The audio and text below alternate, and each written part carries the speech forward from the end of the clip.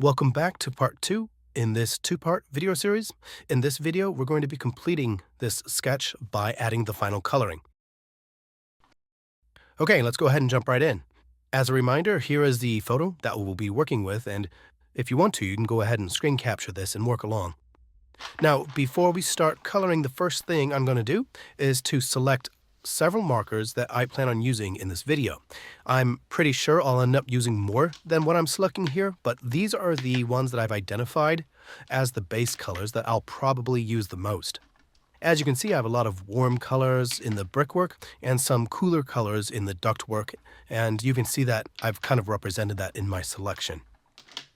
Now, I want to take a moment to mention that this is a new type of video, and if these types of videos interest you, please let me know in the comments below, as it really does help me know what to focus on and what content you like to see. Okay, now that we have the color selected, I'm going to start to put down my base coat for the brickwork. One thing that I've already done that you haven't seen is that I've experimented with these colors on a separate piece of paper off screen.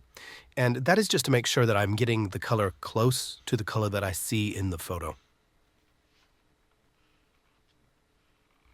I still consider myself relatively new when working with alcohol markers, and I've definitely made my fair share of mistakes. For example, I have a habit of starting with too dark of a color and not being able to really work that color at all. Okay, speaking of the practice colors that I do off screen, here's the shot of the page that I've been working with. As you can see, I have several swatches that kind of work out different variations and help me decide which colors work well together for the color that I want to achieve. Now, back to my drawing, I am not trying to get an even coat with my markers. I'm purposely letting the natural variation show through, as that's going to help make my brickwork look more natural. Now with the same color, I am going to go back over the brickwork again and add some general variations.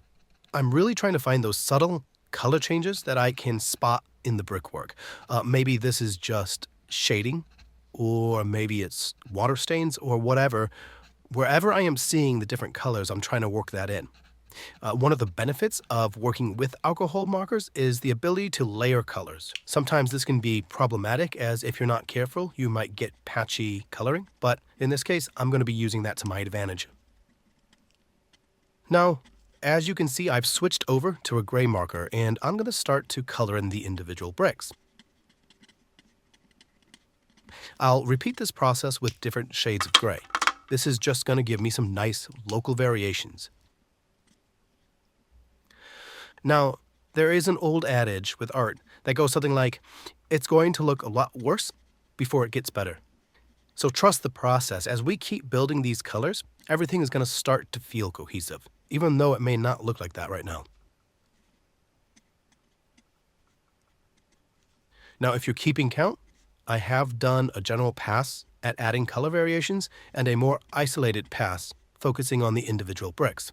This layering is going to help build up more of that interest in my coloring.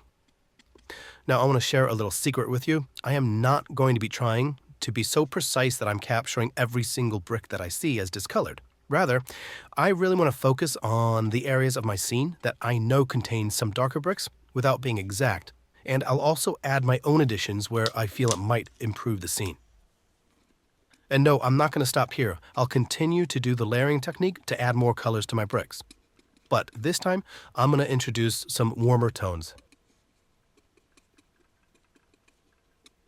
And at this point, we can already see that we've created some really nice interest in our scene with just a few colors. Now, after I finish with the warmer colors, I'm going to use that marker to take a pass at adding some more general variations over the face of my bricks, just to push some areas to have an overall warmer feel. Really, the goal here is to make it feel random and not get too repetitive that I accidentally start to create a pattern. You'll see me start to add some of the warm color to the bricks on the sides of the building as well. And in this case, I'm really just trying to throw color on top of color to get some sort of separation between those two building sides. Now, at this point in my process, my bricks are becoming more interesting, but they still feel a little flat to me. So I'm going to be focusing on adding some more value to my scene. I'll be working with the cool gray markers, and I'm going to be working my way around the scene to add contrast. This pass will really help to make everything pop. And as you'll notice that throughout the rest of the scene, I'm going to continue to touch up the values and increase the contrast where I see fit. Now, using a deeper gray, I'm going to be adding a few spots of really dark bricks. Again, this is just going to increase the variation of the texture and make it feel more natural. And with that same dark color, I'm going to go back and refine some of my contrast. Now, as you may have noticed, this really is a lesson in building your colors. I'm not trying to attack a color in one broad swoop. Instead, it becomes a matter of breaking down the colors visually and trying to build them up in your scene. At this point, I'm going to move away from the bricks and focus on the ductwork. As you'll see, I'll start with a light blue as my base color, and then I'll start building from there using very similar techniques to what we did with the brickwork. I want to point out that the rust in the scene really caught my eye, and I thought it would be really interesting to try to capture that with the colors. However, as I started to experiment with adding rust color to my scene, I noticed that I was just giving my pipes more of that same brick color, and everything decided to look a little flat, so I ended up taking liberties with my colors and really pushing the blue in my ductwork instead of chasing that rust color. The benefit of this is that you'll see at the end that in the results, it really gave me a lot more contrast as that ductwork played nicely with that brick color. Okay, continuing with the ductwork, you'll notice that I'm starting to build my colors and introduce more warmer tones. And this is really to push that metal color toward those rusted colors. And I kind of like where it's going, but you'll notice that I really don't push those colors much past this point. Now, as I continue to color the rest of my scene, I'm still using very similar techniques. I'm going to start with the light blue as my base color for this ledge.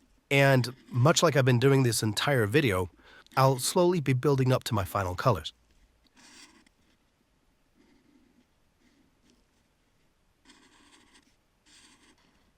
I do want to remind you that I am practicing my colors on a sheet off to the side, so that I don't run the risk of ruining my scene by accidentally blending colors that I might horribly misjudge. Now, I wish I could tell you that I'm good enough to spot a color and then tell you exactly what formula of markers it's going to take to repeat that color, but I'm not, and this is all part of practicing and improving your work. If I just jumped into coloring the scene without experimenting with those colors first, this would be a much different looking scene. And I'm going to go out on a limb in saying that it's not going to look as good. Now, as I wrap up this video, I do want to leave you with one more piece of advice. And that is to have patience with your process. There are no shortcuts in improving your art. Really just be comfortable with your pace. And that's it. That's the final piece. I really hope you've enjoyed this video, and if you haven't already, please give this a like and subscribe.